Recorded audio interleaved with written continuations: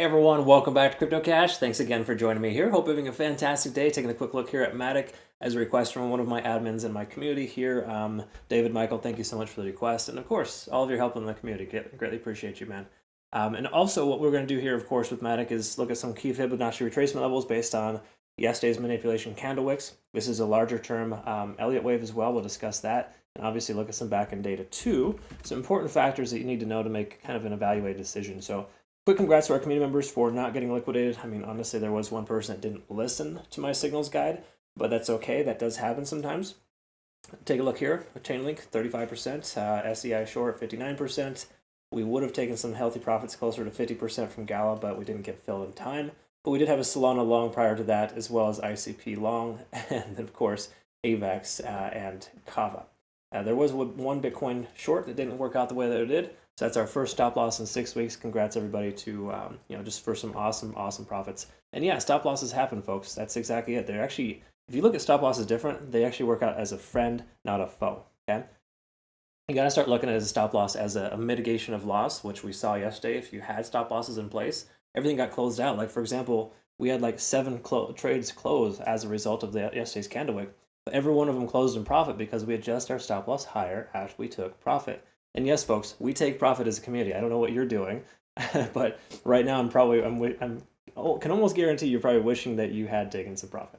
Again, hindsight's 2020. Anyways, not here to say that. Just clarifying a few things that are important because I think some people just misunderstand the way that things work in trading. Okay, so this is liquidation levels for Matic in the last last 7 days. So we look here, $1.15, heavy concentration, a lot of shorts there. We're successful on the way down. Again, congrats on that. Take a look at the longs, all got smashed. In fact, as low as 95 cents, those are the only ones that survived. And those are actually late longs too, by the way. They took long positions after everything got destroyed, which was smart. In hindsight, I probably should have taken a lot more longs yesterday too, but it's hard to take longs when things are just so crazy overextended, right? But the truth is, if you do, you want to just monitor it closely and make sure you're mitigating your loss potential. Either way, we're in between 95 and 115, right there, kind of smack dab at 105. But generally speaking, we can see 115 is that highest concentration of liquidation. Okay, it's right there in the charts. So daily time frame, where are we at? Let's quickly note we're still above the 20-day SMA, maintaining a nice, healthy continuation here. If we take a look at this trend line, we can kind of see pretty obvious that the price action is doing fairly well. Now, again, trend lines are not exact, folks, but a lot of times they're going to run concurrent with moving averages, and that's why they're beneficial, because moving averages have a tendency of holding as support until they don't. Right? So there's always that. This is also a previous week close here as well at about 104, so just know that's an important level. Sorry, correction, previous daily close.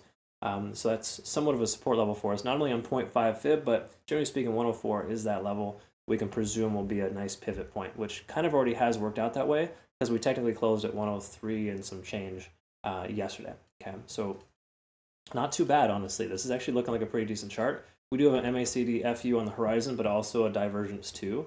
So keep in mind, we could be shifting gears if the price action could continue lower. That would be more apparent, I guess you could say, if we lose that ascending trend. Okay, we start closing below 104, 103 in the next couple of days, maybe a different story. But we're still over 50 on the RSI. Money flow index is back on track. Stochastic is still swinging down. So again, these momentous indicators like the MACD and the stochastic RSI, they're letting us know that the momentum is shifting. But they're also basing that off of yesterday's candle. Okay, so that was a very manipulative candle. If Bitcoin can hold 66K, I think Matic is going to continue further up. It just kind of has that feel. Now, do I take trades based on feelings? No, I do not. Feelings mean nothing here. They're not, the charts should never make you feel warm and fuzzy, right, folks?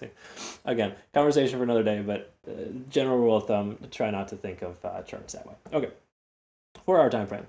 What are we looking at here? Well, we're below some key level resistances, such as the 20 and potentially the 50-day SMA. So that's kind of just an eye-opener letting us know, hey, we're below this point of control. We got a lot of resistance above us. We got to respect the fact that taking along might be disadvantageous at the exact moment. Okay? In other words, we want to have confirmation when we take a long position, such as being over that point of control and or over the 20-day SMA.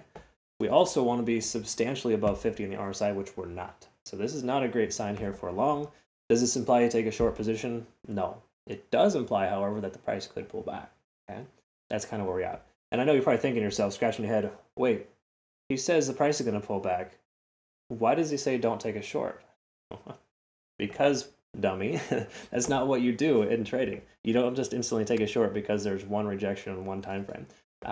You also don't take short positions when markets are just extremely volatile like this. If you do, don't get me wrong, you definitely set an appropriate stop loss, but just jumping in willy-nilly isn't ideal. I guess that's the point I'm trying to get across.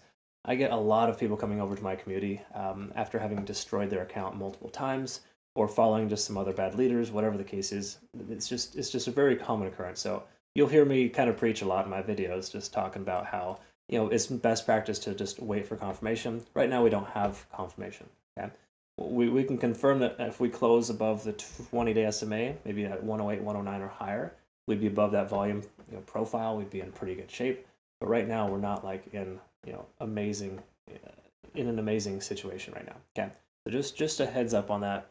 Be mindful and be careful how you interpret things. So taking a look here, of course, at the hourly, we can see we're above some moving averages, still below the 50 there. We got more volume above the price action than below. Also not great. That can work as a resistance. And if we take a look at the cloud, this is common on a lot of coins here. It's kind of ugly, but you can see the cloud actually just drops off hard. So again, in another 24 hours, we're over here. We would have confirmational signs that we're in a much better situation to take a long than to not. Okay, because again, if we just say go straight sideways, the lag and sand would be free and clear of the price action. Conversion line would naturally be above the baseline. We'd be in pretty good shape. Okay, so we'd have a consideration to take a long at that point. Now, would I prefer it to be 108 and in 24 hours or higher? Yes, I would. That's actually a very good confirmational situation there. So truth is 108 to 110 in the next 24 hours, a closure above that today would give us much more confidence and understanding we're in good shape. Keep in mind too, we have solid support at this 0.5 fib level at 104. So, a long position moving forward wouldn't be terrible.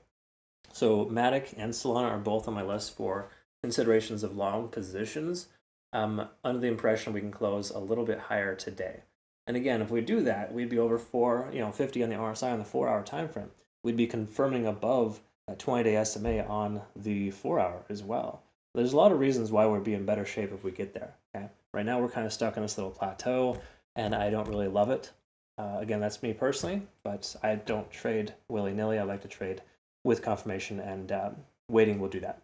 And again, I know. Wait for confirmation, it doesn't confirm, then you're just sitting on the sidelines waiting again. What's the harm in that though, folks? When you're not in the market, you're not risking your money. That's the thing. People get this weird like impulse to want to have to be in the market 24/7. I don't understand it. But again, I'm not really a compulsive person either. So what can I say? Either way, hope you learned something here today. And I would just recommend waiting for 108 or higher. That would be my recommendation as far as a long position is concerned. We do not close above that, just say we close at 104 or lower, that could be a cause for consideration for a short. Okay? Inverse applies as well, but we're in this middle area, this gray area, and I do not like to trade in the gray areas. Other than that, make sure you check out Bitunix. They had a significant upgrade here recently, phenomenal exchange, link down below. Use my link, you'll get some really good rewards. I can recommend them day in and day out. They've been phenomenal to our community. They make things right, and they're working hard to make it a better trading environment. Again, no KYC or VPN if you're in the US or Canada. That's the main reason we love them. But also, they have trailing stop losses, some really cool features too. Check them out. Thank you so much for watching. We'll see you in the next one. Have a good rest of your day. Take care.